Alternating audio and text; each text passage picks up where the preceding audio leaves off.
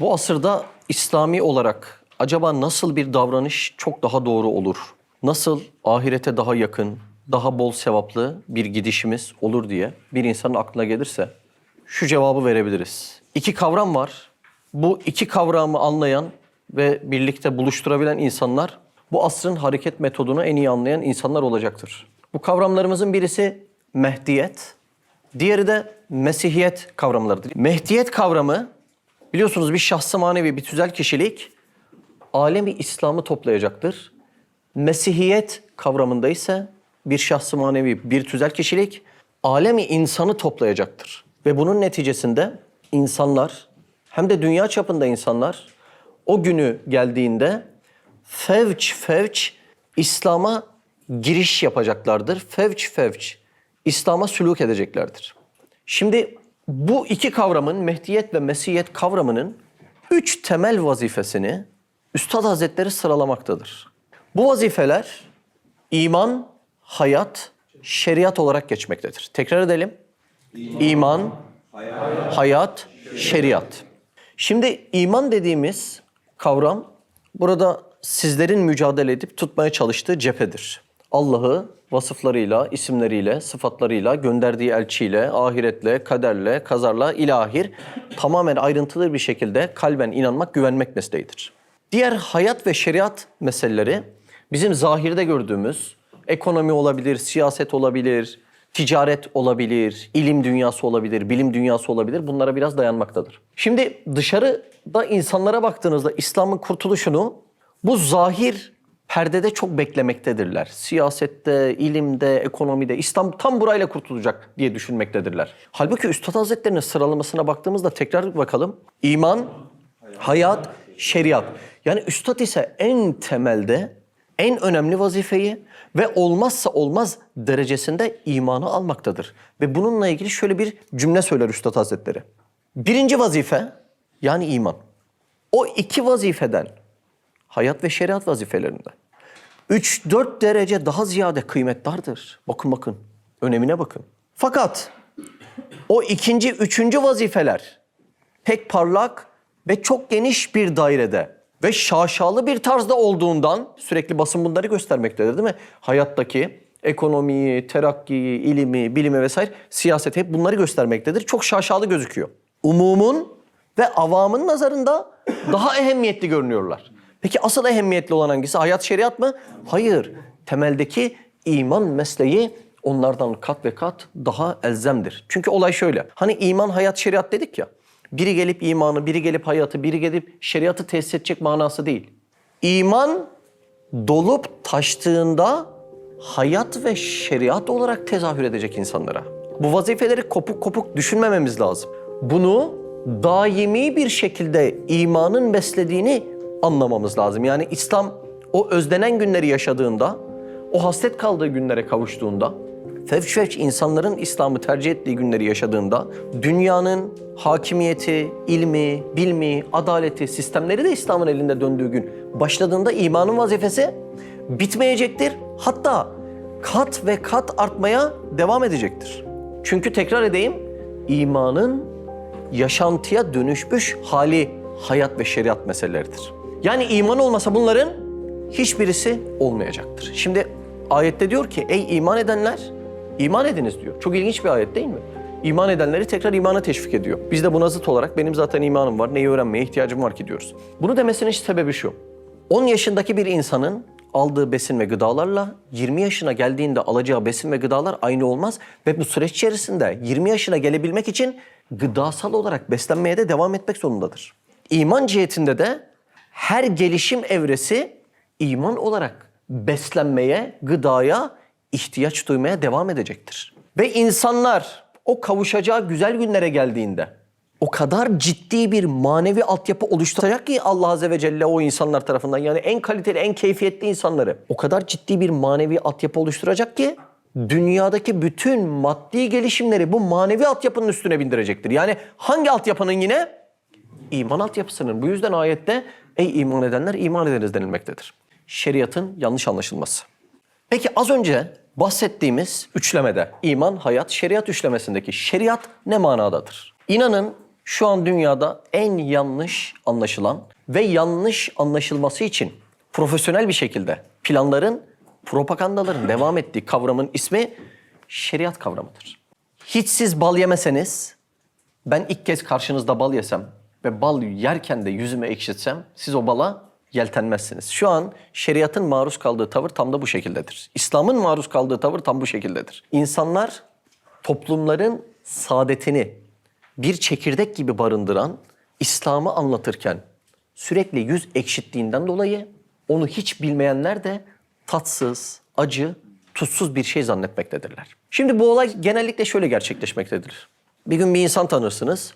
Belki de şeriatın en önemli 2 tane farzını yerine getirmektedir. Yani nedir? Namazı kılar, orucu tutar. Ama böyle bir insanla muhabbet ettiğinizde bir süre sonra şu cümleleri duyarsınız o insandan. Kahrolsun şeriat. Ya da ben şeriata taraftar değilim. Ya da şeriat dediğiniz eski zamanın kurallarıydı. Şimdi şeriat diye bir şey geçerli değildir. Bir de bunun zıttı vardır. Yüksek bir hararetle şeriatı savunan bir insana denk gelirsiniz. Biraz onun iç aleminde derinleştiğinizde de ibadetin, adaletin, imanın, şefkatin, hassasiyetin hiçbir vasfının o insanda olmadığına şahit olursunuz bu seferde. Şimdi o zaman ortada şu çıkar. Birincide onu anlamadan estağfurullah kahreden de, ikincide onu anlamadan bir heyecanla savunanın da sadece şeriatın %1'lik kısmının üzerinde sürekli yoğunlaştığını görürsünüz. Nedir o %1'lik kısmı? İşte rejimdir, kısastır, ilahir bu tür durumlardır. Biz iki tarafında şeriatı, İslam'ı, ahkamı tam olarak anlamadığı kanaatindeyiz. Peki iki tarafta bu işi bu şekilde yanlış anlarsa ve yanlış anlamaya devam ederse acaba İslam üzerindeki etkisi nasıl olacaktır diyelim ve 3. konumuza geçelim. Propaganda. Şimdi ehli delalet zaten bunu yanlış anlamış ve bunu insanlar da yanlış anlayıp soğusun diye bir propaganda yapıyor. Ama enteresandır ki Müslümanların da bazı kısmı sadece %1'lik bölümünü anlatınca onların ekmeğine yağ sürmüş oluyorlar. Bu sefer İslam'ın ismini duyan herkes sadece el kesme, insan taşlama, ilahir gibi %1'lik cüz'i bir kısmıyla, cüz'i bir penceresiyle sadece İslam'ı tanımaya meyletmiş oluyorlar. Şimdi böyle olduğunda biz sadece %1'lik kısmını bu şekilde lanse etmeye çalıştığımızda bu sefer temsil edilemiyor ve fevç İslam'a girmesi gereken insanlar bu sefer İslam'dan uzaklaşmaya başlıyor. Şimdi yıllardır İslam'ı asan, kesen bir din olarak gösterme projesi var. Bir Yahudi projesi. Mesela kuleler yıkılır. Kime mal edilir? İslam'a mal edilir. Bu sefer bunu gören insanlar İslam'ı bir kin, öfke dini, insanları cayır cayır yakmaya çalışan bir din olarak görürler. Ve onlar bu noktada lanse etmek istediği propagandalarda zahirde başarılı gibi gözükürler. Halbuki olay ne kadar acı değil mi? Bizden de kimileri onların ekmeğine yağ sürmeye çalışır. Aynı şekilde tebliğ etmeye çalışarak. Ve bunun neticesinde üzülerek söylüyorum, haşa diyeyim, alemlere rahmet olarak gelmiş bir peygamber haşa bir terörist elebaşı gibi lanse edilmeye çalışılır. Yurt dışındaki bazı algılara bakarsanız ne demek istediğimi anlayacaksınız. Şimdi birisi İslam'a inandığını düşünüyor. Hatta bu düşüncesi için canını veriyor, bırakıyor. Ama baktığınızda o inandığı dinin bizim Kur'an'dan anladığımız din ile hiçbir alakası yok. Bu sefer doğru İslamiyet'i insanlar anlayamayınca şöyle zannediyorlar. İslam demek ki balyozla kafamıza vurarak bir şeyleri bize öğretecek. Hürriyetlerimizi elimizden alacak ve bizi zorla bir yaşantıya itecek. Şimdi bir gün bir tanesi dedi de bu Boko Haram'ı vesaire bir şeyleri izlemiş. Şimdi ben İslam'ı şöyle zannediyordum, yani daha küçük çocuklar ileride kafir olmasın diye kesilecek, biçilecek zannediyordum. Ama sizi gördüm, siz böyle anlatmıyorsunuz dedi. İslam onların anlattığı gibi ise dünya bunu tercih etmeyecektir. Ama sizin yaşadığınız gibi ise insanlar zaten böyle bir şeye ihtiyaç duymaktadır dedi. Şimdi anlıyor musunuz anlam kargaşasını, dışarıdaki anlam kargaşasını? Ve aynı arkadaş devam etti, şunu söyledi. Birisi Allahu Ekber derken insanların canlarına kıyıyor. Ama siz aynı Allahu Ekber'i bu sefer namazda kullanıyorsunuz. Peki ben soruyorum size, hangi Allahu Ekber acaba doğru olan Allahu Ekber'dir diye insanlar bu sefer ne yapıyor? Anlam kargaşası yaşıyorlar. İşte tam burası insanların bir proje ile İslam'ı perdelemek istemesinin meselesidir. Ve bizler de İslam'ı bütünüyle değil de sadece onların projesine yağ sürecek şekilde anlattığımızda bu sefer herkesin ihtiyaç duyduğu dünyasını ve ahiretini saadet içerisinde devam etmek için aradığı bu dini tam ulaştıracağımız esnada artık bu din bir korku malzemesi haline geliyor. Şimdi siz insanların önünde bir tane atı kesseniz zalim ve hain olursunuz. Ama insanları o atın hasta olduğuna, mikroplu olduğuna ve ileride sizi, çocuklarınızı zehirleyebilecek bir virüsü salabileceğine inandırırsanız siz o atı kestiğinizde artık kahraman olursunuz. İşte İslam'a yapılmaya çalışılan bir propaganda tam da bu şekildedir. Şimdi bu şekilde bir yansıma sonucunda sadece dünyada değil, kendi yakınımızda, konu komşumuzda, etrafımızda da şunu görüyoruz. Yahu ben de Müslümanım, namaz kılıyorum ama ben şeriat istemiyorum diyorlar. Neden? Çünkü şeriatın manasını, İslam'ın mahiyetini bilmiyorlar. Tek öğrendikleri televizyonlardan o propaganda malzemesi yapılan kısmı olduğundan dolayı maalesef yakınımızdaki bir Müslüman dahi Allah'ın kanunlar manzumesine sırt çevirecek hale geliyor. Biz bunu tahlil ettiğimizde şunu görüyoruz. Şeriatı savunan bir zümre, şeriata, İslam'a muhalefet ederek bunu yaptığından dolayı insanlar en çok ihtiyaç duydukları İslam'dan sırt çevirecek hale geliyor. Zira biz siyer okuduğumuzda anlıyoruz ki kılıç insan ile İslam'ın arasındaki engeller için kullanılmış bir kılıçtır. Ama onların zihninde sürekli elinde kılıçla benzeyen birileri vardır. Buradaki asıl amaç kafirin kafasını uçurup cehenneme göndermek değildir. Onun kafasındaki küfrü uçurup onun cennetine vesile olmaktır. Şimdi bu sistemler yer değiştirip yanlış anlatıldığında ise başkalarının yapmaya çalıştığı propagandaya ekstra malzemeler çıkmaktadır. Şeriat diyelim. Nedir acaba şeriat? Şeriat şartlar demektir. Şeriat Allah'ın koyduğu kanunlar manzumesidir. Bence en çok üstünde durmamız gereken kavram ise şeriat imanın dolup taşıp yaşantıya dönüşmüş şeklidir. Şimdi siz bir kediyi, köpeği salıp dağa bırakırsanız yaşamaya devam edebilir mi? Edebilir. Ama bir insanı o şekilde dağa salarsanız yaşamaya devam edemez. Neden? Çünkü insan sosyal bir varlıktır. İnsanın hele hele böyle bir asırda terziye de ihtiyacı vardır. Ekmek yapan bir ustaya da ihtiyacı vardır. Bir bilgisayarcıya da ihtiyacı vardır. Bu şu demektir. İnsan sosyal olduğu müddetçe hayatının kalitesi artmaktadır. Şimdi madem insan sosyaldir, bu kadar sosyal olup ticaret yapan, alışverişi olan insanların arasında sağlanması gereken bir hukuk olmak zorundadır. Şimdi sorumuz şu. Peki sosyalleşen bu insanların arasındaki hukuku kim koyacak? Şimdi bu hukuku hırsız koysa kendisine göre koyacak. Arsız koysa kendisine göre koyacak. Beşerin hangisi bu hukuku koyarsa koysun, kendi penceresinden koyacağından dolayı bir bütün beşere hitap edemeyecektir. Buna en büyük delil de dünyada koyulmaya çalışılan ve sürekli değiştirilmek zorunda bırakılan yasalardır, adalet sistemleridir. Çünkü beşer eliyle konulmaya çalışan bir sistem şu benim üstümdeki kıyafet gibidir. Ben büyüdükten sonra bu kıyafet bir türlü bana olmuyor. Ama Allah Azze ve Celle'nin koyduğu sistem ise benim kemiğimin üstünü örten derim gibidir.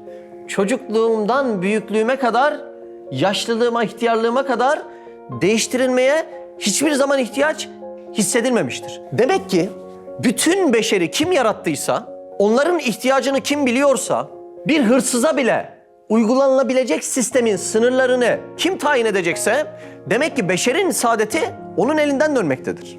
Ve bu sistem İslam'dır. Peki bunun İslam olduğuna deliliniz var mı? Şimdi İslam diye bahsedilen ülkelere lütfen nazar etmeyiniz. Buna delil olarak asr-ı saadet yetmektedir. Asr-ı saadetin aslı da saadettir. Peki insanlar bu huzura, bu mutluluğa nasıl varmışlardır? Tabii ki de İslam'la varmışlardır. Buna başka bir delil ararsanız Osmanlı buna bir delildir. Zekat verecek fakir bulunamayan dönemler vardır Osmanlı'da. Neden? Çünkü o kadar maddi terakkiyatı da ellerinde sağlamışlardır. Şimdi orada sadaka taşı gibi hassasiyet içeren bir mesele yaparlar ve üstü altınlarla dolar taşar. Neden? İhtiyacı olan bir insan o ihtiyacını alırken gururu incinmesin, zekatı veren birisi de mağrur olup gururuna yenilmesin diye. Şimdiki dünya düzeninin tek bir parçasını elimize aldığımızda sadece Afrika'da suya muhtaç olan 2 milyon tane kardeşimiz bulunmaktadır. 2 milyon insan bulunmaktadır Afrika'da suya muhtaç olan. Ve Batılı yaptığı bu sömürgeyle, bu zulümle artık kendisi bile baş edemediğinden oraya yardımlarla, kendi çaplarında göya yardımlarla bir tedavide bulunmaya çalışmaktadırlar ama maalesef hiçbir tedavi gene onların elinden derman olmuyor. Oraya yardıma giden kuruluşların 10 tanesinin 9'u yine bu Anadolu topraklarından çıkan bu irfan ehli insanların eliyle olmaktadır. Evet, yeni başlık şeriat 2'dir. Az önce şeriatın anlamını verdim. Şimdi bir de müsaade ederseniz şeriatın manasını vereyim. Üstad Hazretleri şeriat 2'dir diye Risale-i Nur'da bir bahis anlatmaktadır. Birinci şeriata tekvini şeriat demektedir. Ne demek biliyor musunuz tekvini şeriat? Yeryüzünde gördüğünüz bütün fizik kanunları aslında Allah'ın esmasının birer tecellisidir. Yani yeryüzündeki tekvini şeriata baktığınızda ne görüyorsunuz? Sani Zülcelal olan Allah Azze ve Celle'nin esmasının tecellisini görüyorsunuz. Kuddüs ismiyle kainata bakıyorsun. Biz arabanın camını 3 gün silmesek kirden geçilmiyor. Etrafta gezdiğimiz ağaçların her birinin yaprağı tertemiz.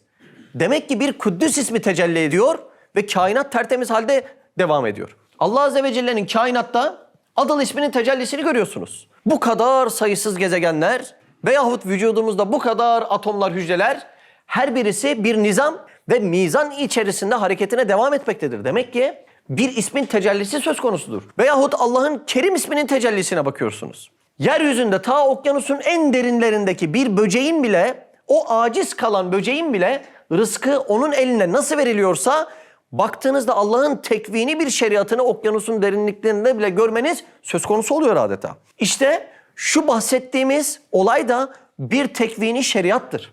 Şeriatın sadece bahsedilen %1'lik kısım olmadığı, %100'lük geniş bir daireyi kapsadığını anlatmaya çalışıyorum. Üstad Hazretleri şeriat 2'dir diyor. Birincisine tekvini şeriat diyor.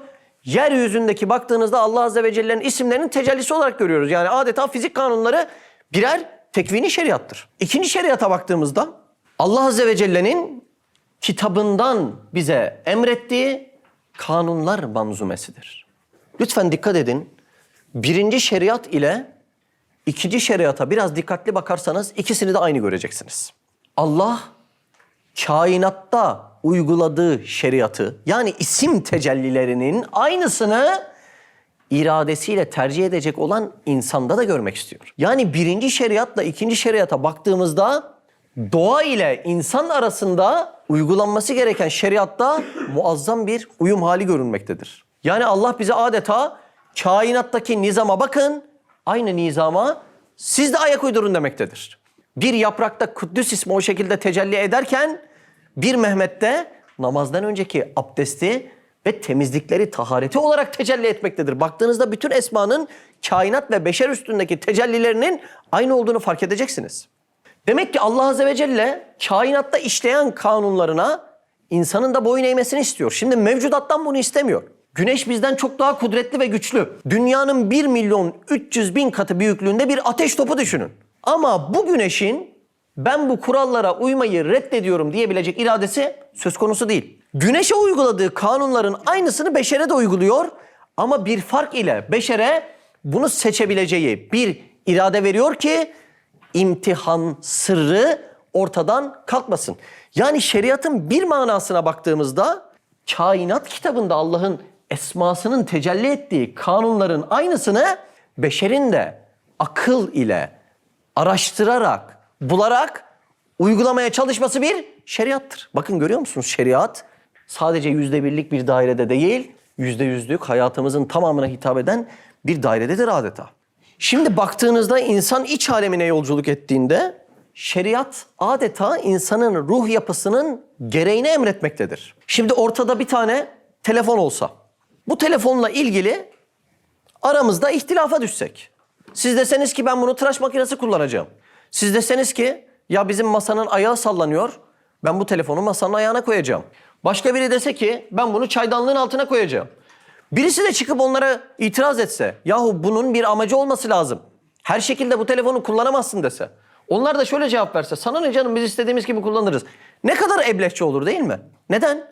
Çünkü telefonun kullanma kılavuzuna göre kullanılması aslında telefonun özgürlüğüdür. O zaman üstadın şöyle muazzam bir cümlesi karşımıza çıkmaktadır. Madem yapan bilir, elbette bilen konuşur. Şimdi telefonla ilgili ihtilafa düşmüştük değil mi? Demek ki aklı selim birisi bize şu cümleyi söyledi o zaman. Dostum, hiç boşu boşuna birbirinizi yormayın. O elinizdeki nasıl kullanılıyor biliyor musunuz? Şu cümleyle. Madem yapan bilir, elbette bilen konuşur. Demek ki o telefonu kim icat ettiyse bizim onu bulmamız ve onun elindeki kullanım kılavuzunu almamız lazım. Telefonun kullanma kılavuzuna göre kullanılması nasıl özgürlükse. Beşerin ruh programı ve fiziki yapısı kimin elinden çıktıysa onun kullanma kılavuzuna göre kullanılması hem özgürlüktür hem de bunun adı İslam'dır, şeriattır, dindir. Aynı şeydir yani, bunlar birbirinden farklı şeyler değildir. Demek ki insanı kim yaratıp özelliklerini kim koyduysa onun emirleri geçmektedir. Öncelikle şu an şeriatın ne olduğunu hala manasını anlamaya çalışıyoruz. Şimdi başta anlamını konuştuk. Ama manası nedir acaba diye konuştuk ve konuşmaya devam ediyoruz. Yine Üstad Hazretlerinin bir cümlesi bize yol haritası oluyor. Lütfen cümleye nazarınızı kesmedin. İnanılmaz bir cümle. Şeriatta %99 ahlak, ibadet, ahiret ve fazilete aittir. %1 nispetinde siyasete mütealliktir. Onu da ulul emirlerimiz düşünsünler. Şimdi siz dışarıda denk geldiğiniz bir insana hırsızlık yapma diyebilir misiniz? Diyebilirsiniz. Peki bireysel bazda hırsızlık yaparsan kolunu keserim diyebilir misiniz? Diyemezsiniz. İşte orada uygulanması gereken o insanların sürekli konuştuğu %1'lik ahkam ise kime bakmaktadır? İdareye ve yönetime bakmaktadır. Peki beşerin bireysel hayatında asıl söz konusu olan şeriat hangisidir? %99'luk kısımdır ve tekrar okuyayım. Şeriatta %99 ahlak, ibadet, ahiret ve fazilete aittir. Lütfen cümleye dikkat ediniz. Şimdi demek ki bizim komşuya karşı mesuliyetlerimiz, ahlakımız şeriat işine girmekte midir? Girmektedir. Bakın bireysel bazda konuşulacaksa insanlık buradan başlaması lazım. Hudeybiye barış anlaşmasını hatırlayınız. Bedir'de ve Uhud harbindeki gibi kılıçlar o şekilde çekilmemiştir. Ama Hudeybiye'de çok ince bir mesele olmuştur. Bedir'de, Uhud'da inmeyen ayet Hudeybiye'de inmiştir. İnne fetahne leke fethem mübine. Bu apaçık bir fetihtir. Ne oldu da Hudeybiye barış anlaşması apaçık bir fetih oldu? Artık Müslümanlar Mekke'deki müşriklerle görüşebilecekti. Nelerini sergileyeceklerdi? Komşuluklarını sergileyeceklerdi. Bir Müslüman nasıl bölüşür? Bir Müslüman güne nasıl başlar? Bir Müslüman komşusunun hakkına, hukukuna nasıl riayet eder? Bunu tebliğ ile değil, temsille gören bir müşrik bu güzelliğe lakayt kalamıyor ve fevç fevç İslam'a giriyordu o dönemlerde. Şimdi bir Müslüman aile çocuğuna aman şunlarla görüşme diyor. Çok ilginçtir. Eskiden bu cümleyi müşrikler söylüyormuş. Aman şu Müslümanla görüşme diye. Çünkü Müslümanın muazzam bir cazibesi var. İşte Hudeybiye sulhunda müşriklere karşı bu cazibe sergilenebiliyordu ve komşulukla birçoklarının gönlü İslam'a kazandırılmıştı. Şimdi bu anlattığımız mesele neye giriyor? Şeriata giriyor. Şu an şeriat konuşuyoruz. Ticaretteki münasebetimiz neye giriyor? Şeriata giriyor. Hatta Mütaffifin suresinde ne diyor? Eksik ölçüp tartanların vay haline diyor. Şimdi bizim Avrupa'da çok fazla arkadaşımız var. Oradaki arkadaşlar da özellikle bu vatan topraklarıyla ticarete ne olursa olsun devam etmek istiyorlar. Çünkü kendi toplumuna kazandırmak istiyor. Hatta bir arkadaşımız 5-10 yıllık vergisini hesapladı Almanya'daki. Ben geri dönüş kararı alacağım. Benim bu vergimi neden Almanya alsın benim vatanım dururken diyor. Ne kadar güzel, ne kadar faydalı mülahazalar değil mi? Ama bunun yanında baktığımızda bizim burada, biz de ticaret yapıyoruz yer yer. O yüzden görüyoruz.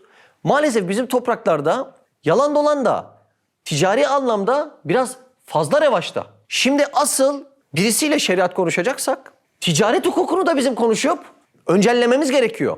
Zira tebliğin bir argümanına baktığınızda ticareti çok önemli bir argüman olarak görüyorsunuz. Şimdi bizim Almanya'daki bir arkadaş anlatıyor. Burada otomobil firmasıyla ortaklık yapmış. Yanlış mal göndermişler.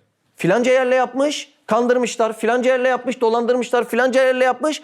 Vaktinde ürünü göndermemiş, beklemediği ürünü göndermiş. Şimdi adam diyor ki abi gerçekten çok yoruldum diyor. Ama hala ısrarla vatanımda ticaret yapmak için canla başla mücadele ediyor. Oradaki insanlar buna uyum sağlamak istiyorlar. Ama biz İslam'ın hukukunu konuşmak istiyorsak ticaret de bu alana ciddi manada girmektedir. Acaba günlük muhatap olduğumuz komşuluk ve ticaret mi daha fazla? Yoksa kısas ve rejim cezaları mı daha fazla? Şimdi bunu zihnimizde ve yaşantımızda da oranlamamız lazım. Devam edelim. İbadet neye girmektedir? İbadet şeriata girmektedir. Yani sizin ibadetinizin zahiri farzlar olduğu gibi batini farzı olan ihlas, samimiyet, içten yapmak, riyasız ve çıkarsız yapmak, temiz yapmak, bir örneklik sergilemek. Bunlar neye girmektedir? Bakın bunlar da şeriata girmektedir. Faizin haram, zekatın ise farz olması sizce neye girmektedir? Şeriata girmektedir. Özellikle o zekat dediğiniz olay var ya, insanların ekonomik olarak uçurumlarını yıkmaktadır ve zenginle fakir arasında bir köprü vazifesi kurmaktadır. Faize baktığınızda aslında bir manayla zekatın zıttı gibi duruyor. Faize baktığınızda parayla para kazanma sistemi vardır. Sen çalış ben yiyeyim. Şimdi benim param durduk yerde para kazanıyorsa birilerinin cebinden paranın çıkması gerekir. Faiz böyle bir döngüdür. İslam ise hem faizi yasaklıyor hem de zekatı emrediyor. Bu sefer insan şöyle bir olay düşünüyor. Ben paramı zaten faize yatıramıyorum. Tamam eyvallah. Peki paramı yastık altı yapsam? Mesela 40 milyonum var. 40 milyonumu yastık altı yapacağım. Ne olur? Sen yıl sonunda 40 milyonun 1 milyonunu insanlara vermek durumunda kalırsın.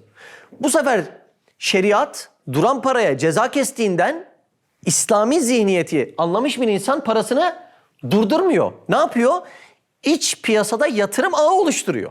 Şimdi ben bir tane fabrikada o paramı değerlendirmeye çalışsam dışarıda yüzlerce insana istihdam sağlamış olacağım. Başkası da bunu yapsa, başkası da bunu yapsa hem zenginle fakir arasındaki o uçurumlar yıkılacak hem de inanın bana zaruret halinden yani yokluktan dolayı hislerine ve heyecanlarına yenilip, kandırılıp, başka propagandalarda kullanılan insanların birçoğu da artık kullanılamayacak. Niye? Mesuliyeti var, işi var, gücü var, sigortası var, ailesi var ve ona göre çocuklarının geleceği var. Bir insan bu sorumluluklar ağından çıkıp da başkalarının sinsi planlarında artık kullanılamaz hale gelir. Şimdi siz faizin ne kadar berbat olduğunu, zekatın ise ne kadar ehemmiyetli olduğunu şu anlattığım kısacık meseleden anlayabildiniz değil mi? Neden burayı konuşmuyoruz? Bakın bizim etrafımızda İslami hassasiyeti olan birçok arkadaşımız faize gönül rahatlığıyla giriyor. Madem şeriat konuşmak istiyoruz, neden buralardan yani bizi birebir alakadar eden meselelerden başlamıyoruz? Yani şeriat dediğimiz olay, Üstad Hazretleri %99 dediği yeri konuşuyoruz. Çok geniş bir perspektiftir şeriat. 2000-2008'li yıllarda Avrupa'da bir ekonomik kriz oluyor.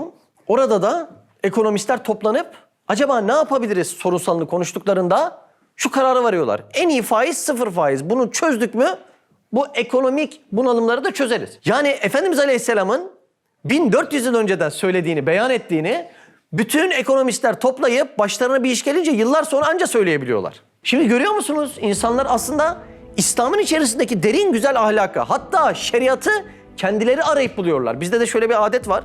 Çok üzücü bir şey. Önümüzde bu güzellikler duruyor ama kullanmayız. Neyi bekliyoruz? Ya Batı bulsun, kullansın, biz sonra Batı'dan alalım. İnan hiç ihtiyacın yok.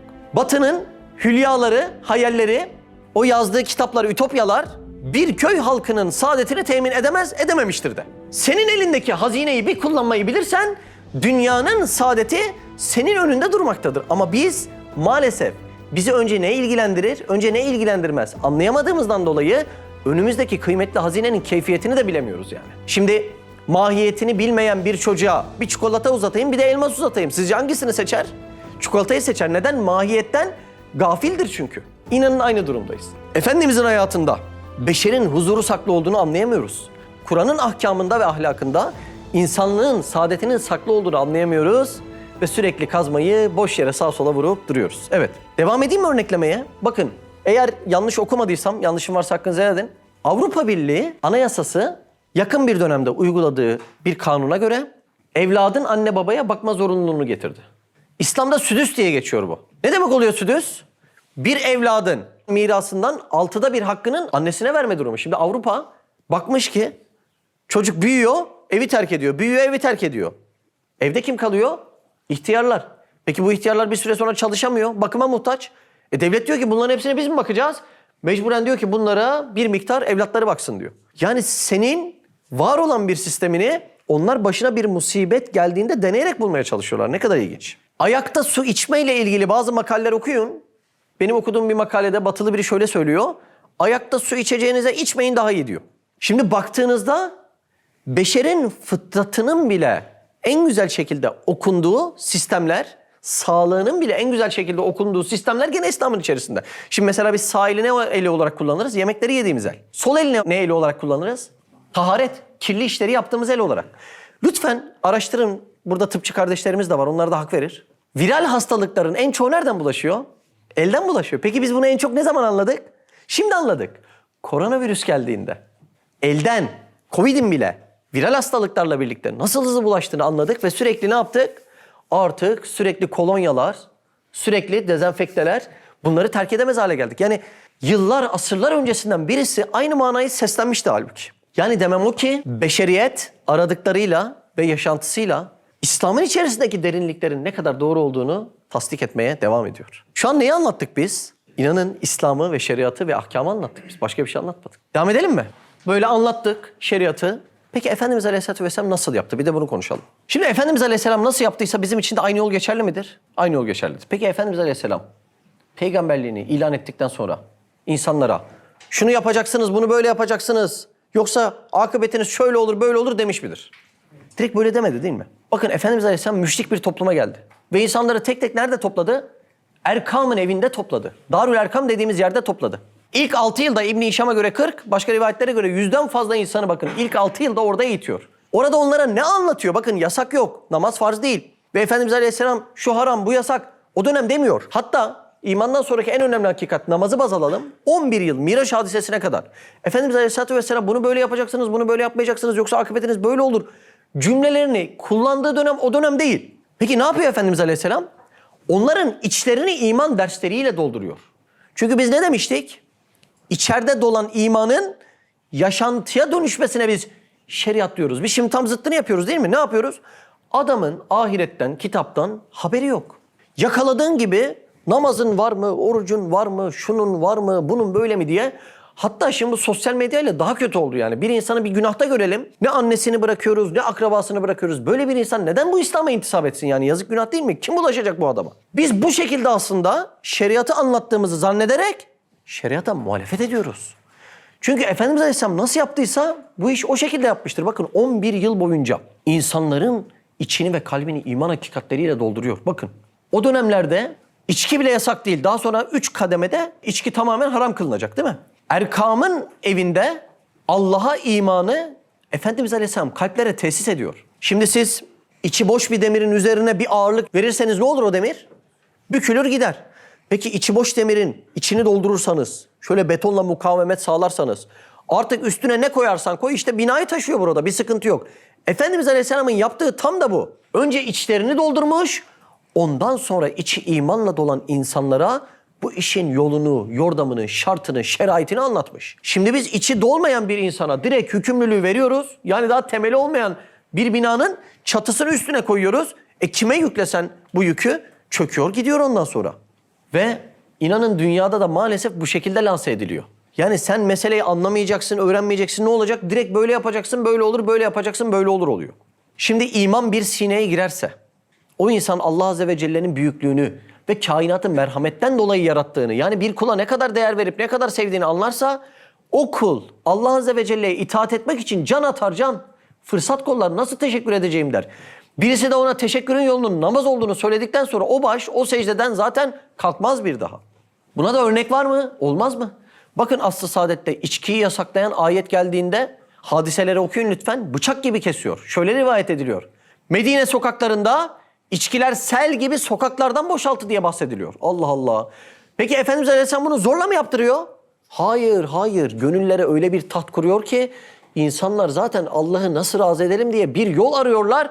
O yolu öğrendikleri anda da mucibince tatbik ediyorlar. Olay budur. Tepeden inme olmaz. İnsan şöyle bekliyor değil mi? Bu sistemler tepeden inme gelecek, herkesin işi bitecek. Öyle değil. Efendimiz Aleyhisselam'ın uygulamasını az önce gördük. Tepeden inme bir şey, Efendimiz Aleyhisselam'ın uygulamasına zıttır. Peki nasıl olacak? İçeriden gelecek. İman sineye dolacak, taşacak ve yaşantıya dönüşecek. İşte bizim İslam diye bahsettiğimiz olay tam da bu olacak. Üstad Hazretleri şöyle bir cümle söylüyor. Fıtri meyelan mukavemetsizdir diyor. Yani içeriden gelen bir şeye karşı gelinemez, mukavemet edilemez diyor. Siz bir yumurtayı kuluçka sıcaklığına bırakırsanız 21 gün sonra civcive kavuşursunuz. Peki 21 gün ben sabredemem deyip dışarıdan, tepeden inme, o yumurtayı isteyip vurup ey civciv çık buradan derseniz alacağınız bir omletlik yumurtadır. Başka bir şey değildir. Fıtrat da böyle. Dışarıdan bir baskıyla iman ve İslam oradan çıkmaz. İçeriden fıtri bir şekilde iman ile dolup taşması gerekir. Aynı olay tohum örneği için de geçerlidir. Siz bir tohumu toprağa ekerseniz, onu ab hayat ile buluşturursanız, hayat suyu ile buluşturursanız, tohum cesedini çatlatıp toprağın üstüne çıktıktan sonra artık su almadan yapamaz. Sürekli bana su ver, yani iman ver, ibadet ver, ahkam ver diyecektir ve büyüdükçe buna ihtiyacı da artacaktır. Ama sen sabredemezsen, hayır ben tohumun içerisinde ağaç var, o ağacı ellerimle çıkaracağım deyip tohumu yırtarsan alacağın tohumdan üretilen gübreden başka hiçbir şey olmaz. İnsanın fıtratı da aynı bu tohum, aynı bu yumurta gibi. Sen dıştan bir müdahaleyle birden baskıcı bir şekilde tepeden inme, haydi artık herkes bunu yapacak dediğinde eline alacağın kırık bir yumurta olabilir sadece. İnsanların ise iman ile, bakın imanın önemini görüyorsunuz değil mi? Yani sizin inşallah yapmaya çalıştığınız mesleğin önemini bir kez daha anlıyorsunuz değil mi? İnsanların ise sürekli iman suluyla sulana o tohum cesedini yırtacak ve bir ağaca dönüşecek. Ondan sonra zaten ben Allah'ı nasıl razı edelim diye kendisi aramaya başlayacak. İnsan bu güzellikleri yakaladıktan sonra önce ferdi olarak güzelleşecek mi? Evet. Peki iman sirayet eder değil mi? Daha sonra kendi ailesine sirayet edecek mi? Ailecek güzelliği yaşamaya başlayacaklar mı? Evet. Daha sonra komşusuna, daha sonra sokağa, daha sonra o sokakların dolduğu bütün memlekete. Bakın sizin aradığınız hangi güzellik varsa, hangi kanunlar manzumesi varsa işte bu şekilde sağlandı. Tepeden inme bir şekilde bunu elde edeyim dersen kırık yumurtadan bir seferlik omletten başka hiçbir şey elde edemezsin. Üstad Hazretleri'nin bir cümlesi var. Burayı dikkatli dinlemeniz lazım. Bu tepeden inme bu iş neden olmaz? Üstad Hazretleri tepeden inme olursa şöyle olur diyor. Harbi kafir münafık olur diyor. Allah Allah. Şimdi tepeden inme bir şekilde geldi. İslam'a ısınamamış sevmeyen adamlar var. Kafirler. Bu adamlar ne olacak bu sefer? Münafık olacak. Siz bir kafirin kendi özgür hayatında mı yanınızda dolaşmasını istersiniz? Yoksa sarıklı, cübbeli, peçeli bir şekilde ne olduğunu ayıramayacağınız bir şekilde mi aranızda dolaşmasını istersiniz? İkincisi inanın bana çok tehlikeli olur yani. Şimdi demek ki bu iş tepeden inme bir şekilde olacak iş değil. Bir insanı çok sevdiği bir yemekten soğutmak isterseniz ne yapın biliyor musunuz? Zorla yedirin o yemeği. Zorla yedirdiğinizde o insan da inada binecektir. Çok sevdiği bir yemek bile olsa ben bu yemeği yemek istemiyorum diyecektir. Yani tepeden inme bir şekilde bunu anlatmaya ve yaşatmaya çalışmak soğutmaktan başka bir işe yaramayacaktır. Bir insan bu şekilde şeriatı anlatacağım ve sunacağım niyetiyle şeriata muhalif hareket etmektedir. Buna da en güzel örnek Efendimiz Aleyhisselam'ın kendi hayatı seniyeleridir. Üstad Hazretleri diyor ki medenilere galebe ikna iledir. Söz anlamayan vahşiler gibi icbar ile değildir. Yani şu an öyle ya da böyle bir medeniyet döneminde yaşıyoruz. Modern cahiliye bile olsa bir medeniyet döneminde yaşıyoruz. Burada insanları ikna ile bu yollara sevk etmek lazım. İcbar ve baskıcı bir şekilde bunu yapmaya çalıştığında hafizan Allah, Allah muhafaza eylesin inşallah, kendi dahilde yani içerinde bile olmaz işlere sebebiyet verebilirsin. Davanı anlatacağım birisi henüz sana saldırmamışken, zarar vermemişken İslam'ın ahlakına göre de, hukukuna göre de senin ona saldırma ve kafasına vurmaya hakkın zaten yoktur. Yani bir insanın bu inançta olmaması öldürülmesini değil, anlatılıp, ikna edilip İslam'a bir kapı açılmasını gerektirmektedir. İşte bu yüzden de biz anlıyoruz ki bu asır aslında bir manevi cihat asrıdır. Zira hücum da oradan mı geliyor? Oradan geliyor. Şimdi dışarıdan adam senin gençlerinin imanını almış, ahlakını almış, o Anadolu irfanını, Anadolu kültürünü almış. Soruyorum size, bu adamın senin toprağını almaya ihtiyacı var mı? Artık adamın arzu ettiği zihniyet zaten senin topraklarında kol geziyor. Şimdi anlıyor musunuz neden bu asrın en önemli bir cihatının manevi bir cihat olduğunu? Çünkü bizim etrafımızdaki yakınlarımızın, kardeşlerimizin, akrabalarımızın zihinleri tahrif edilmiş durumda. Yani adam dışarıdan İsrail'in bir hareketini bekliyor ama o hareketi televizyondan yiyor artık adam. Hadisi inkar ediyor, Kur'an'ı inkar ediyor ya da kötü bir ahlaka giriyor yani. Televizyonun karşısında sen zaten onun hücumuna uğradın, adam seni alt üst etti. Sen daha dışarıdan bir savaş, bir baskı beklemene gerek yok ki. Anlatabiliyor muyum bu asırda manevi cihatın neden bu kadar önemli olduğunu? Şimdi topraklar onların zihniyetiyle sarmalandığında bir arkadaşımızın, kardeşimizin kimliğinde Türk yazıyor, Müslüman yazıyor ama ikisinin de hiçbir özelliğini baktığınızda sergilemiyor. Şimdi inanın bana asıl üzücü olan kısım tam da burası. Ve anlamamız lazım ki dahilde yani içeride bir cihat olacaksa bu mutlaka müsbet manada ilimle, ikna ile olacaktır. Herkes elindeki argümanları ortaya koyacaktır ve koyabiliyor değil mi? İletişim aslındayız. Herkes YouTube'a girebiliyor, herkes Google'a girebiliyor. Kim işini daha güzel sergiliyorsa buyurun. Hodri meydan. Herkes ilmine güvenen, elindeki kaynağa güvenen buyursun. Acaba beşerin hastalıklarına kim daha güzel derman oluyor? İşte elimizde Kur'an var, elimizde Efendimiz Aleyhisselam'ın hayatı var. Bu asır bu şekilde dahilde, içeride ancak manevi şekilde ikna ile olan bir meseledir. Yoksa vatan içerisinde insanlara icbar etsen hafizan Allah çok menfi neticelere sebep verirsin. Bu İslam'ın ruhuna da hukukuna da aykırıdır. Çünkü Üstad Hazretleri şunu söylemektedir. Bir Müslümanın bir Müslümana kılıç hatta iğne bile çekmesi haramdır demiştir. Dahilde cihat ancak ilim ve irşat ile olmaktadır. Öteki türlü bu işi menfi şekilde yapmaya çalışanların neleri kullandığına baktığınızda da şunu görüyorsunuz ki Kudüs'te zulme uğrayan, Suriye'de zulme uğrayan, Myanmar'da zulme uğrayan, Doğu Türkistanlı kardeşlerimizin uğradığı zulme hiçbirisine zaten bir tepkileri yok. Onlara bir yardımı yok. Yani bir cihat mantığında yine kimi kesip biçiyorlar? Yine Müslümana kıymaya çalışıyorlar. Yani hiç onlara zarar veren, onlara zulmeden bir küffarın karşısına da ben dikileyim, ne yapıyorsunuz siz diyeyim diye bir mantık da göstermiyorlar. Ancak bütün zararları yine sen Müslümansın böyle Müslümanlık olmaz deyip Müslümanları olmaktadır.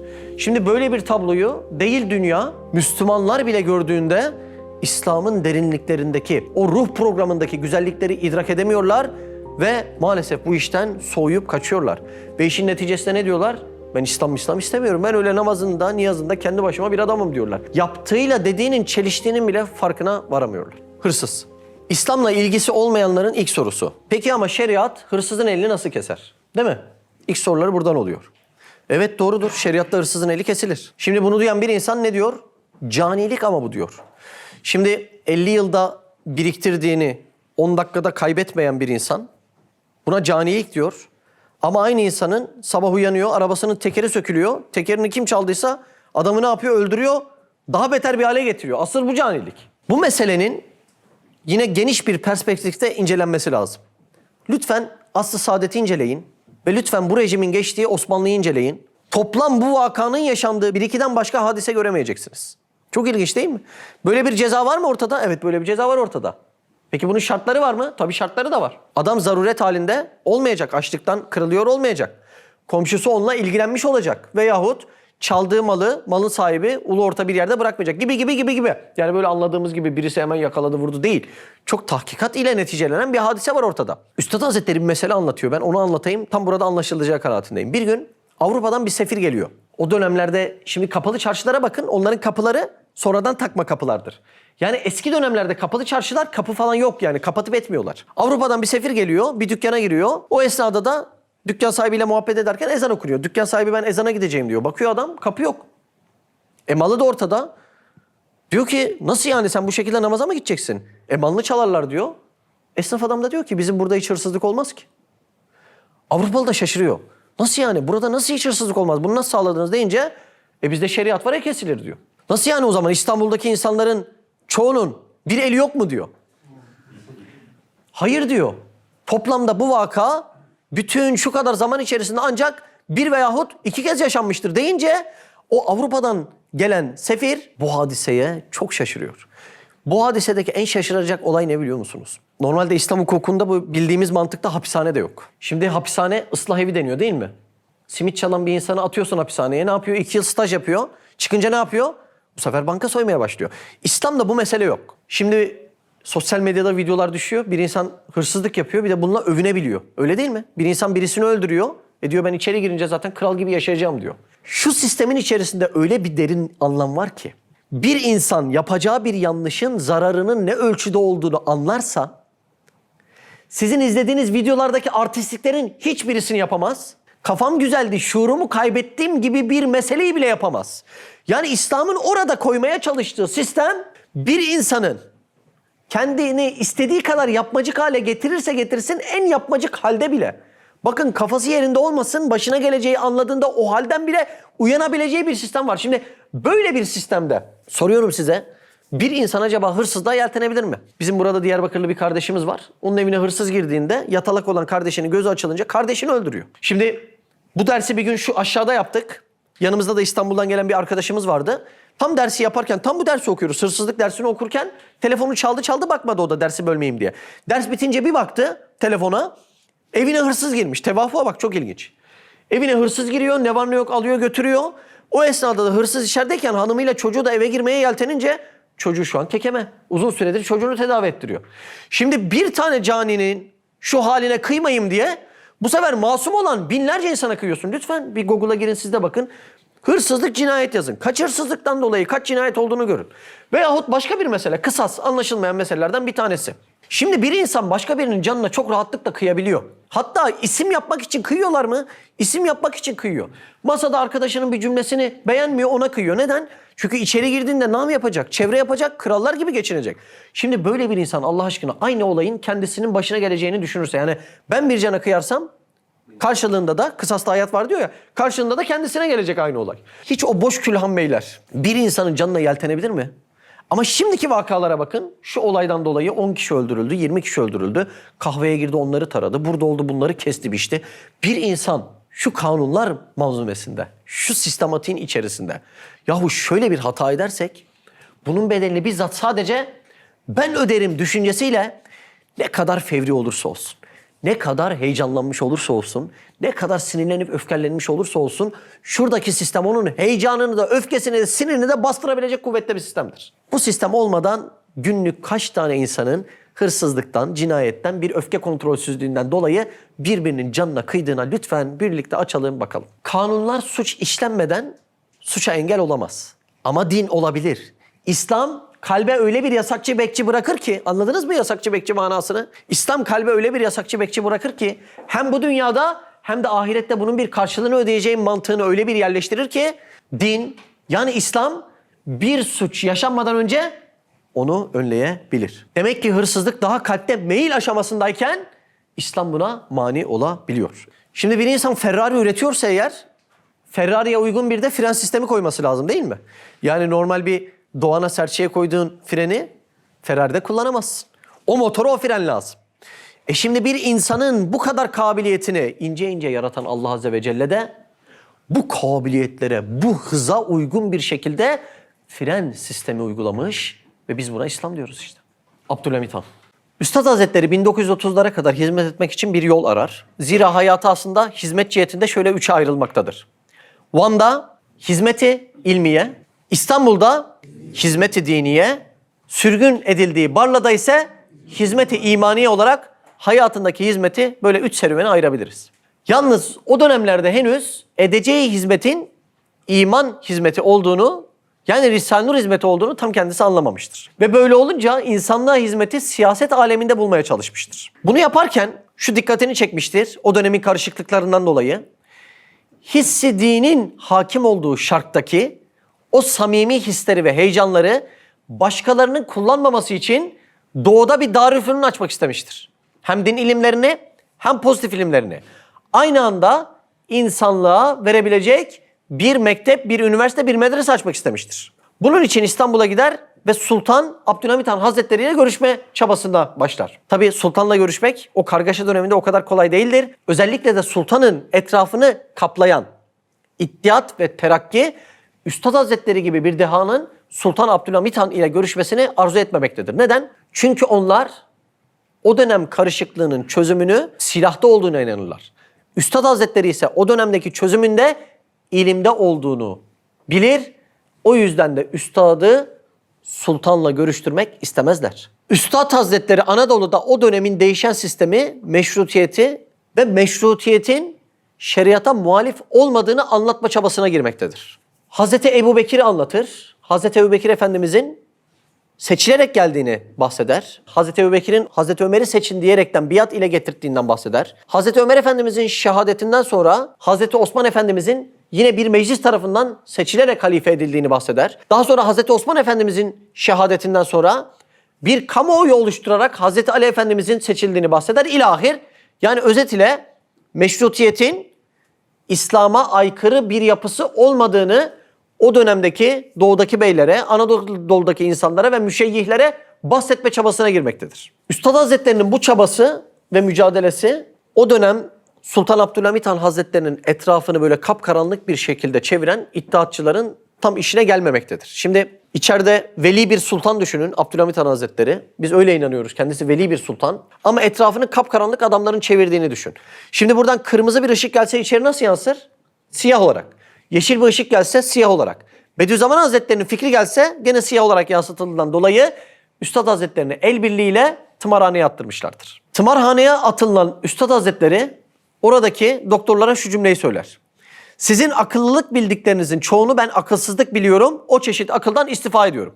15 gün geçtikten sonra Topbaşı Bimarhanesi'ndeki doktorlar eğer bu zat Mecnun ise yeryüzünde hiç kimse akıllı değildir diyerek rapor verirler ve Üstad Hazretleri 15 gün sonra oradan çıkar. Üstad Hazretleri Anadolu'nun bağrında meşrutiyeti anlatmaya devam eder ki içeride başkalarının niyetini anlar, bir iç karışıklık çıkmasını engellemeye çalışır. Zira Üstad Hazretleri Cumhuriyet'in ilk dönemlerinde siyasete müdahaleleri ile ve meşrutiyeti anlatmasıyla aslında gündem olan bir zattır. Bu yüzden birçok tiyatroda konuşmalar yapar, Selanik'e gider orada konuşmalar yapar ve birçok o dönem hammallar diye bahsedilen İstanbul'da o işleri yapan doğulu arkadaşlarımızın olduğu yerlere gider ve oralarda konuşmalar yapar. Yalnız iddiatçılar meşrutiyeti istibdat olarak kullanmaya devam ettiğinden ve şeriata muhalif tavırlarda bulunduklarından dolayı 31 Mart hadisesi patlar. Orada bir kısımlar içerideki karışıklığa müdahale etmek ister, bir kısımlarda biz tekrar şeriat ve hilafet isteriz derler ve onların ekmeğine bazı cihetlerde yağ sürerler. Üstad Hazretleri de o dönemde insanları yatıştırıcı bir rol oynama görevini üstlenmiştir. Ve bu şekilde istediğiniz şeriata muhalefet etmektir diye onları ikna etmeye çalışır. Ama Üstad Hazretlerini de o dönem tutuklarlar. 31 Mart hadisesinde şeriat isteyen ne kadar alim zat varsa her birisini Sultanahmet'in önünde ipe çekerler. Ve Üstad Hazretlerini de Divan-ı Harbi Örfi'ye alırlar ve orada yargılarlar ve şunu söylerler. Söyle bakalım, sen de mi şeriat istiyorsun? Üstad Hazretleri şu cevabı verir. Şeriatın bir meselesine 100 ruhum olsa feda olsun. Saçlarım adedince başım olsa bu hakikatler için her birisini feda ederim. Şeriat medarı saadettir ve insanlık için bir fazilettir. Ben de şeriat isterim ama ihtilalcilerin istediği gibi değildir der. Çünkü dahilde cihat irşatla, nasihatla olur. Ancak hariçte düşmana kılıç çekilir diyerekten Üstad Hazretleri açıklamalarını yapar ve Üstad Hazretlerine o mahkemeden beraat verirler. Beraat almasına rağmen o mahkemelerde asılan arkadaşlarının yanından geçerken bütün asırlara hitap eden o cümleyi söyler. Zalimler için yaşasın cehennem der. Düşünün, o korku atmosferinde bir insan beraat alsa herhalde ilk evine kapanıp dinlenirdi. Üstad Hazretleri ona rağmen hakikati orada da söylemekten çekinmiyor ve asılan arkadaşlarının yanından geçerken Sultanahmet'in önünde zalimler için yaşasın cehennem diye haykırmaktadır. Bir süre sonra Üstad Hazretleri'nin hizmetinin siyasette değil de artık iman dairesinde gerçekleşmesini kader tahakkuk eder. Ve Üstad Hazretleri siyasetten bütün çekilir. O kadar çekilir ki onların gazetelerini bile okumaz. Neden okunmadığını sorduklarında elimdeki bu elmas hükmündeki hakikatler onların cam şişeleriyle karıştırılmaması adına bütün siyasetten çekildim der ve şeytandan ve siyasetten Allah'a sığınırım diye cümleler söyler. Daha sonra kendisi Van'a çekilir ve Van'dan sürgünle Barla'ya, Isparta'ya aktarılır ve o sürgün zamanında Risale-i Nur'ları yazmaya başlar ve daha matbaa gerçekleşmeden sadece elleriyle 600 bin nüshayı Anadolu'nun birçok yerine ulaştırırlar. Çünkü toplumun asıl kurtuluşunun yalnız ve yalnız iman hakikatlerinde olduğunu Üstad Hazretleri orada anlamaktadır ve anladığı için başta dersin başında konuştuğumuz cümleyi söyler. Asıl mesele imandadır ama hayat ve şeriat dairesi daha şaşalı olduğundan avamın nazarında onlar önemli görülmektedir der. Ne kadar ince değil mi meseleler? Üstad Hazretleri bu serüvende kader planını okur ve okuduğu kader planından en az zararla vatanı milleti çıkartmaya çalışır. Peki nedir bu kader planı? Üstad şöyle söyler. Çocuk kemale, ihtiyar ise zevale gidecektir der. İhtiyar diye bahsettiği o dönemki saltanattır. Kader planından Üstad Hazretleri bunu öngörmüştür. Çocuk diye bahsettiği ise nedir? O dönemki meşrutiyettir. Üstad Hazretleri'nin o derin öngörüsüne göre iş şöyle devam edecektir. Çocuk olan meşrutiyet, İslam'ın ahlakının yaşanacağı şeriata doğru bir serüvene başlamaktadır. Yani Üstad burada bu cümleleri sarf ederek zararı aza indirmeye çalışmaktadır. Yani Üstad ehveni, kötülükler ve şerler arasında topluma daha az zarar verecek olan şerri burada tercih ederek zararı aza indirme mücadelesine girişmiştir. Çünkü görmüştür ki o dönem artık demokrasiyle gelenler sultanları ve kralları tahtlarından etmektedir ve dünya yeni bir dönüşüme girmektedir. O yüzden bir hitabında ey hürriyeti şerriye demiştir. Ve Osmanlı'dan fazlasını bu çocukla, yani meşrutiyet olarak doğan bu çocukla yapacağımızı Üstad Hazretleri aslında bazı manalarla bize bildirmektedir. Tekrar edeyim, meşrutiyet doğacak, büyüyecek ve İslam olarak da kemale erecektir. O dönemde isyan var, nice saltanatlar yıkılıyor, ortam karma karışık ama Üstad Hazretleri'nin cümlelerini okursanız dayandığımızda, sabrettiğimizde o dünyanın dönüşümüne karşı neticeler güzel olacaktır. Olayı biraz anladınız mı? Yani Üstad şunu söylüyor, hani birden böyle tepeden inme şekilde bir şeylerin sağlanacağından bahsetmiyor. Kader planında, ki zaman da Üstad'ı doğruluyor, bu sistemin bu şekilde devam edeceğini ve bu şekilde İslam'ın ahlakıyla bezeneceğinden bahsetmektedir. Abdülhamit Han, cennet mekan, o da bu manaları bu şekilde anladığından dolayı başkalarının daha kötü planlarına sebep vermemek için, onların kötü planlarını kesmek için kendisi meşrutiyeti 2 kez ilan etmiştir. Hatta 31 Mart olaylarında Selanik'ten gelen hareket ordusu Yıldız Sarayı'nın önüne geldiğinde Veli Sultan eğer saldırı emri verseydi bir iç karışıklık olacağını bildiğinden dolayı kendi hassa ordusuna hem de 30 bin kişilik özel sarayın hassa ordusuna saldırı emrini vermemiştir. Bunu yaparak başkalarının telef projelerini aslında kesmiştir ve Anadolu'ya bir şekilde nefes aldırmıştır. Düşünün, bir Veli Sultan 30-33 yıl boyunca bir mücadele ediyor ve mücadelede etrafı birçok hainler tarafından çevrili ve kendisi bu mücadeleyle İslam'ın gelecekteki bazı akıbetine hayırlı adımlar atıyor. Üstadımız bu ahvali Şark'ın beylerine, müşeyyihlerine anlatarak sultana destek oluyor. Yani Veli Padişah'ın görüp ilan ettiği meşrutiyeti aslında Üstad Hazretleri de başka yerlerde anlatıyor ki zararı aza indirebilsin. Bunları şu yüzden söylüyorum, yani bazı ilginç yerlerde Üstad Hazretleri ile Sultan Abdülhamit Han'ın zıtlıklarından bahsediliyor. Halbuki ikisi de aynı mana için bu cihette mücadele etmişlerdir. 1910'lu yıllarda El-Eser'den gelen alim Şeyh Bayit Üstad Hazretlerine bir soru sorar. Acaba İslam'ın geleceğini nasıl görüyorsunuz? İslam Avrupa'ya hamile, Avrupa ise bir İslam'a hamile gebe demiştir. Birinci dediği gerçekleşmiştir. Şu an modernite olarak yaşadığımız yer Avrupa'yı taklit etmektedir. İkincisinin de doğum sancılarını görüyoruz, değil mi? Zira Efendimiz Aleyhisselam'ı tanıyıp onun getirdiği bu kurallar manzumesine hayran olmamak elde değildir. O hayran olanlardan birisini örneklemem gerekirse hem Nobel ödülünü hem de Oscar'ı aynı anda alan, İngilizlerin hayran kaldığı Bernard Shaw'dır. Kendisinin birkaç cümlesini okumak istiyorum. Önümüzdeki 100 yıl dünyayı bir din yönetecekse bu İslam'dır. Allah Allah, cümlelere bakın. Hayret verici bir canlılığa sahip olduğu için Muhammed'in aleyhissalatu vesselam dinine karşı öteden beri yüksek bir hürmet beslerim. Bana öyle geliyor ki daima değişmekte olan hayatın değişik safhalarında ve her devre uyacak bir görüntüsü olan yegane dindir. Benim gibi oldukça şöhret kazanmış kimselerin gelecek hakkındaki kanaatlarına önem vermek gerekir. Ben İslamiyet için yarınki Avrupa tarafından kabul edileceğini söyledim. Nitekim bugünkü Avrupa İslamiyet'i böyle görmeye başlamıştır. Orta Çağ'da kilise tabilerine taassup veya cehalet yüzünden İslamiyet'i karanlık renklerde tasvir etmiştir.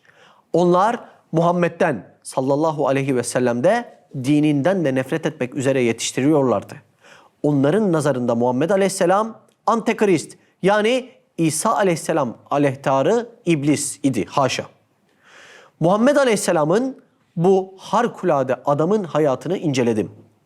O İsa aleyhisselam aleyhtarı değil, bütün insanlığın kurtarıcısı olarak bilinmelidir. Onun gibi bir adam bugün dünyanın idaresini eline alsa eminim ki dünyayı hasretini çektiğimiz barış ve saadete kavuşturur. Sırasıyla söyleyeyim. 19. yüzyılda Carlyle, Goethe, Gibbon gibi namuslu düşünürler. Muhammed Aleyhisselam'ın dininde hakiki bir kıymet gördüler. Ve bu sayede Avrupa İslamiyet'e karşı daha müsait bir vaziyet almaya başladı. Görüyor musunuz? Birçok entelektüel gönülden vurulmuş ve etrafına da sirayet ettirmiş. Neyle? Temsille. Bugünkü Avrupa bu yolda daha ileri gitti. Muhammed Aleyhisselam'ın dinine aşık olmaya başlıyor. Gelecek yüzyılda daha da ileri gidecek. Avrupa içine düştüğü zorluklardan kurtulmak için bu dinin ne kadar kıymetli bir vasıta olduğunu takdir edecektir.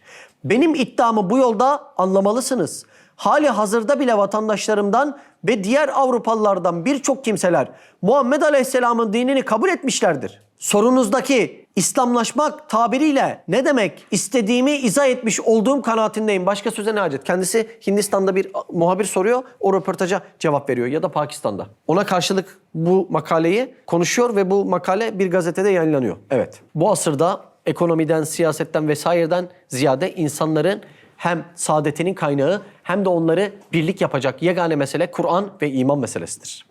Ve şunu kabul etmemiz lazım ki biz hala Mekke dönemindeyiz. Yani imanı, İslam'ı, ahireti, dünyanın geçiciliğini henüz bir türlü anlayamamışız. Anlayamadığımızın en büyük delili de Risale-i Nur'larda yazan Üstad Hazretleri'nin bu asrın insanının şu tasviridir. Onlar kırılacak cam şişeleri ahiretin elmaslarına bile bile tercih ediyorlar demektedirler. İnanın bu asrın, yani bu Mekke dönemini yaşayan asrın insanının en büyük problemlerinden bir tanesi budur. Batı dünyası bührandadır. Zenginliği arttı maddi cihette ama manevi cihette hala huzur bulamadılar ve arayış içerisindeler. İnanın intihar olanları çok arttı. Özellikle bu pandemiden sonra daha fazla arttı. Finlandiya'nın açıkladığı rapora göre %15 arttı. Ve Japonya, İngiltere başta olmak üzere birçok ülkede yalnızlık bakanlığı kurulmaya başlandı. Çünkü bir insan evinde yalnız kalınca ve iç alemiyle bir müsafaha edemeyince, bir selamlaşamayınca, bir kavuşamayınca, bir barışamayınca tek çözümü artık öleyim de şu hayattan kurtulayım olarak algılıyorlar maalesef. Birçok üniversitede iyilik bilimi olarak dersler ve fakülteler üniversitelerde açılmıştır. İnsanlar aslında Anadolu irfanının, İslam kültürünün barındırdığı derinlikleri üniversitelerde anlatarak gençlerini o manevi bunalımlardan kurtulmaya çalışmaktadırlar. Özellikle bu Covid'den sonra Allah Azze ve Celle kazanı iyice çalkaladı, iyice karıştırdı ve insanlar kainata ne için geldiği meselesini anlama arayışına daha fazla girdiler ve ölüme bir çare aramaktadırlar. Şimdi en sevmediğiniz milletin eliyle Covid'e bir çare gelse o ilacı, o aşıyı kullanırsınız değil mi? Evet, kullanırsınız. Düşünün ki insanlar bu kadar ölümü ararlarken onun çaresinin Kur'an'dan olduğunu insanlara ispat ve ikna ediyoruz. İnanın dünyada hiç kimse bu şekilde anlatılan bir İslam'a lakayt kalamaz diyeyim ve bunun için olmazsa olmaz, bitmezse bitmez en önemli meselenin iman hakikatleri meselesi olduğunu tekrar hatırlatayım. Dışarıda birçok insan ben zaten biliyorum zannında. Birkaç ibadeti İslam'ın tamamı olarak görme zannında. Neyi bilip neyi bilmediğini anlama zahmetine bile henüz girmiyorlar. İnanın çok içler acısı durumlar var. Bizim kardeşlerimiz sokak röportajı yaparken çok ateiste denk geliyor. Onlara acaba orada kafasındaki küfrü çözebilir miyim diye bir şey anlatırken arkadan biri geliyor. Bu adam inanmıyor muymuş diyor bizim kardeşe. İnanmıyormuş, çözmeye çalışıyoruz deyince de bunların kafasını taşlara vuracaksın, ezeceksin diyor. Şimdi sabahtan beri konuştuğumuz ince meselelere bakın. Bir de toplumda bazı insanların buna karşı verdiği reaksiyona, tepkiye bakın. Allah aşkına imanın anlattığı meseleler acaba bu şekilde çözüme kavuşturulacak meseleler midir? Öyle olsaydı ilk olarak bunu diyen pişman olması gerekirdi. Belki de. İman. Çok önemli mesele. Yani benim bazı şeylere iktidarım, gücüm yetseydi öncelikle anlatmaktan evvel herkesin kalbine bir alevden kor atmak isterdim. Deli gibi geçsinler böyle. Nasıl Allah'ı razı edebilirim diye. Eğer ona gücüm yetmiyorsa da herkese imanın ne kadar önemli olduğunu ve her evrede önemli olduğunu ve asla bitmeyecek, tükenmeyecek bir hazine olduğunu çok bahsetmeyi isterdim. Çünkü şu an toplumun ibadetlerin değil de imanın anlatılmasıyla ancak kurtulacağını belki öngöremeyen arkadaşlar olabiliyor. Bizim de hatamız varsa Allah bizi de affetsin, bizi de düzeltsin inşallah bu noktada. Ki vardır, insanız, çok hatamız vardır. Ama zannımız o ki kötü bir niyet taşımıyor buradaki sinelerin hiçbirisi. Yani İslam'a muhalif art bir niyet gütmüyor buradaki sinelerin hiçbirisi. Onun haricinde de insanız, yazgımız bu, kusurluyuz. O noktada da Allah'tan af diliyoruz. İnşallah başkaları da bize bu noktada dua ederse ahirette belki affımıza bir kefaret, bir senet oradan gelebilir diyeyim. İşte bu meselelerdeki iman meselesini daha fazla bünyeye anlatabilmek için bu projelere girişiyoruz. Yurt dışlarına gidiyoruz. Orada anlatıyoruz, seminerler veriyoruz. Özellikle oralar değil işin esprisi. Biz ferden ferde birçok insana anlatma çabasına giriyoruz. Ve burada günde onlarca, bazen yüzlerce insana muhatap olmuş arkadaşlarımız oluyor. Ve onların birçoğuyla birebir ferden ferde ilgilenerekten meselenin temeli burası olması lazım diye anlatıyor. Yoksa imanını kaybetmiş bir insan, Allah muhafaza, namazı daha fazla kılsa ne olacaktır? Yani üzülerek bazı örnekleri anlatınca belki anlaşılıyor diye söylüyorum. İzmir'de bir tane hoca arkadaşımız aman canım bu melekler de saçma mesele diyerekten namaz kılmaya ve kıldırmaya devam ediyordu maalesef. Yani imanı olmayan bir insan bu noktada secde etmeye devam ediyor. Yani çok ciddi problemler var inanın bana toplumda. O yüzden bu meseleler mutlaka çözülmesi gereken meseleler. Benim gözümde bu meseleler farz değil, efraz hükmünde. Yani olmazsa olmaz meseleler kategorisine girmektedir. İman meselelerinin tamamı aynı kategoriye girmektedir. İnşallah onun önemini gün geçtikçe arkadaşlarımıza daha ciddi anlatabiliriz.